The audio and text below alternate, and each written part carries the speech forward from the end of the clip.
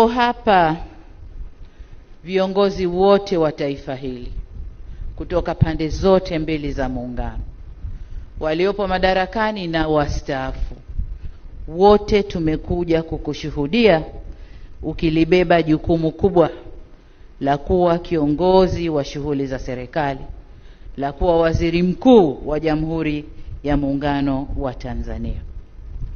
Dr. Mwigulu, uteuzi wako umepitia ushindani mkubwa, na katika vigezo kadhaa umeibuka kuwa na sifa nyingi kidogo kuliko wengine ulioshindana nao, na vigezo vyote vilivyopimwa, tumepima maeneo mbalimbali ya kuitumikia nchi hii, ya kulitumikia taifa hili. Kubwa zaidi ni wa kutumikia wananchi wa Jamhuri ya Muungano wa Tanzania. Narudia, wa Jamhuri ya Muungano wa Tanzania.